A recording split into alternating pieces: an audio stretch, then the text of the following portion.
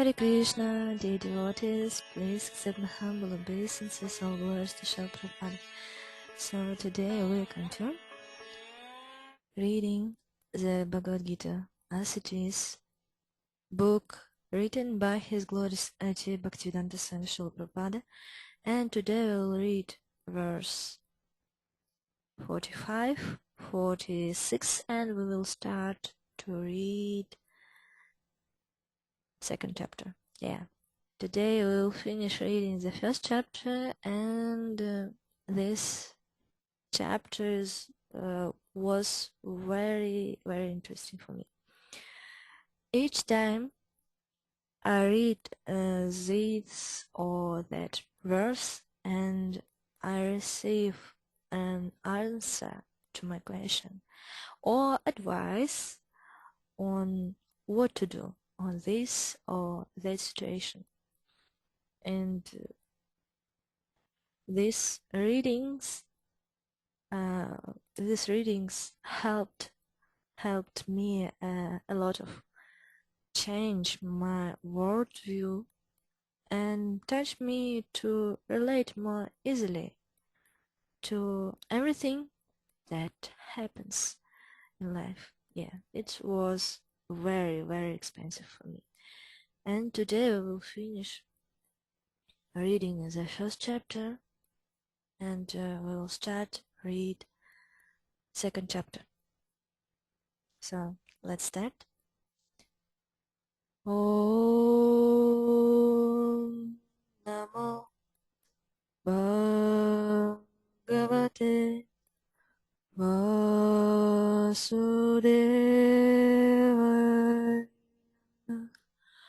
Om Namo Bhagavate Vasudevaya.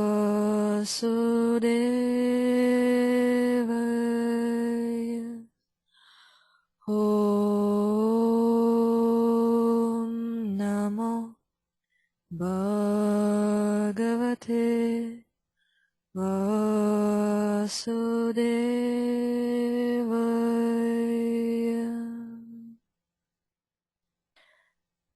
Chapter 1, verse 45. Translation.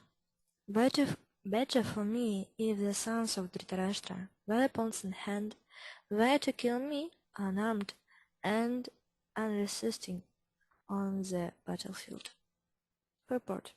It's said Arjuna to Krishna. Purport. It is the custom, according to Kshatriya fighting principles, that an unarmed and unwilling foe should not be attacked. Arjuna, however, decided that even if attacked by the enemy in such unwarned position, he would not fight. He did not consider how much the other party was bent upon fighting. All these symptoms are due to soft-headedness, resulting from his being the great devotee of the Lord. Next verse. 46. Translation. Sanjaya said, Arjuna, having thus spoken on the battlefield, cast aside this bow and arrows and sat down on the chariot, his mind overwhelmed with grief. Purport.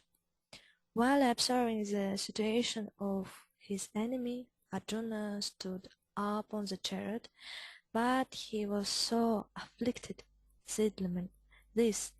which lamentation that he sat down again, setting aside his bow and arrows. Such a kind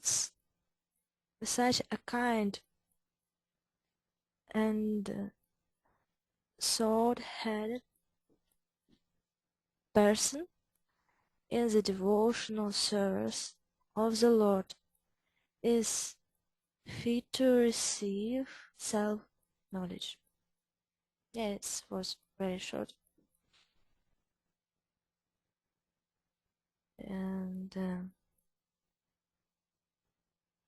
on this verses we can read about that Arjuna don't want to fight. He was so afflicted with lamentation that he sat down on the chariot and sitting uh, uh, sitting aside his bow and arrows, and it was because he is a devotee and he have short head and he is soft-headed person because he always engaged in devotional service to the Lord. He is devotee, and this is fit to receive the self-knowledge. And thus ends the Bhaktivedanta purport to the first chapter of the Srimad Bhagavad-Gita in the matter of observing the armies on the battlefield of Kurukshetra. And now we will start to read second chapter. Chapter 2 names contents of the Gita summarized. First verse. Translation. Sanjaya said, seeing Arjuna full of compassion, his mind depressed, his eyes full of tears, Madhusudana, Krishna, spoke the following words. Purport. Material compassion, lamentation, and tears are all things of ignorance of the real self. Compassion of the eternal soul is self-realization. The word Madhusudana is significant in this verse. Lord Krishna killed the demon Madhu, and now Arjuna wanted Krishna to kill the demon of misunderstanding that had overtaken him in the discharge of his duty. No one knows where compassion should be applied. Compassion for the dress of the drowning man is senseless. A man falling in the ocean of nescience cannot be saved simply by rescuing his outward dress, the gross material body. One who does not know this and laments for the outward dress is called a Shudra, one who laments unnecessarily. Arjuna was a Kshatriya, and this conduct was not expected for him. Arjuna, however, Lord Krishna, however, dissipates the lamentation of the ignorant man, and for this purpose the Bhagavad-Gita was sung by him. This chapter instructs us in self-realization by an analytical study of the material body and the spirit soul, as explained by the supreme authority, Lord Shri Krishna. This realization is possible when one works without attachment to fruitive results and is situated in the fixed conception of the real self. So on this verse, Arjuna names Krishna by name Madhusudana. Madhu, this is name of demon. Lord Krishna killed the demon Madhu, and now Arjuna wanted Krishna to kill the demon of misunderstanding that had overtaken him in the discharge of his duty. And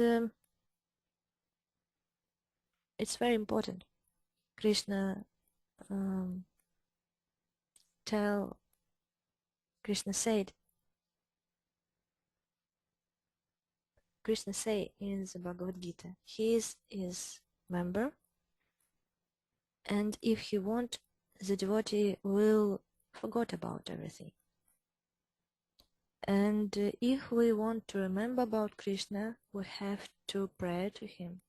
Krishna, my dear Lord, please help me. I want to remember about you, everything, everywhere, and what and anything what I do, I want to do it for you, like yagya for you. We will read about this on the next verses, and on this purport, Srila Prabhupada writes that Krishna sang the Bhagavad-Gita for us. This is purport of the purpose the Bhagavad-Gita to instruct us in self-realization.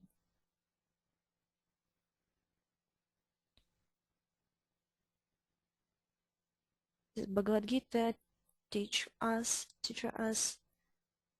about who I am, who is Krishna, and what I have to do. What I have to do? I have to serve to Krishna. In devotional service, I have to be engaged everything in devotional service to the Lord. It's very important. And then we will and if we will do like this, we will never be in depress, because if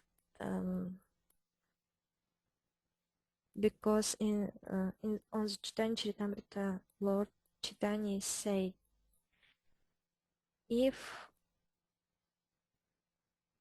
devotees do clear life and always engaged in devotional service and Krishna consciousness, is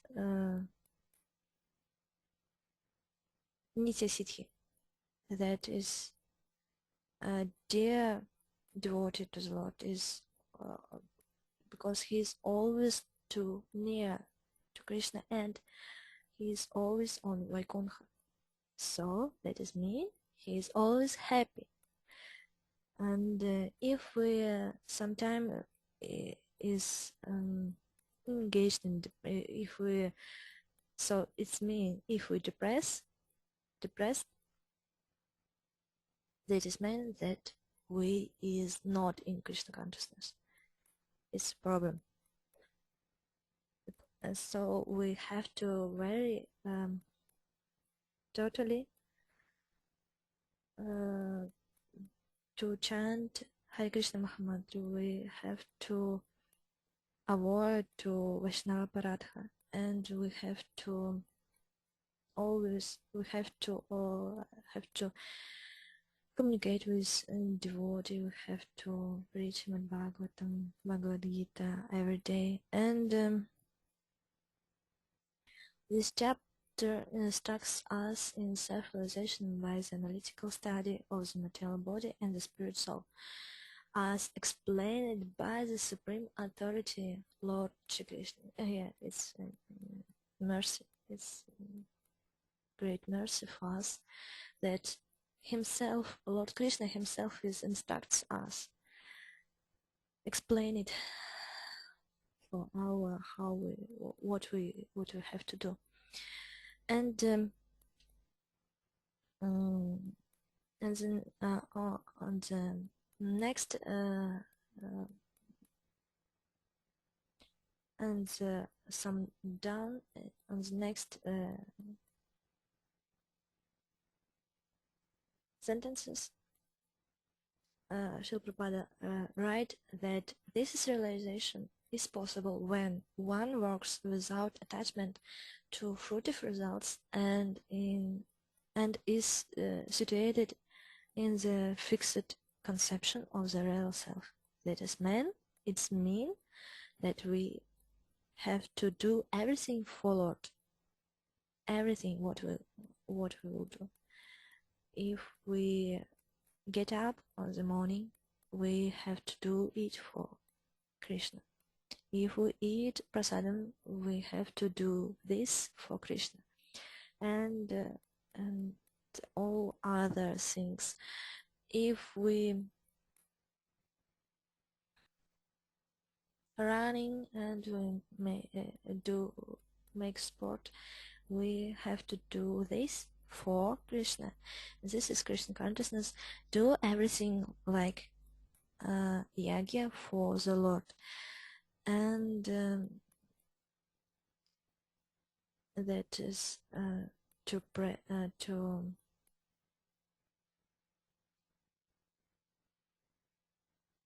give fruitive results to the Lord.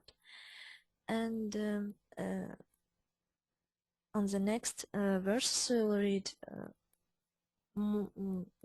read how it's possible more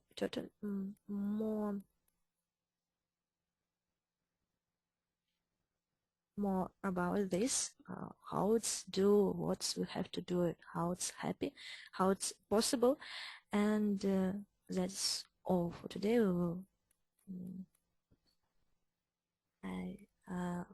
that's all for today. I want to say you thank you for watching this video till the end, and thank you for watching every video like this. It's very very expensive for me. Thank you so much, and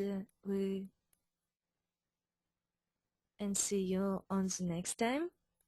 Hare Krishna. Please accept my humble obeisances.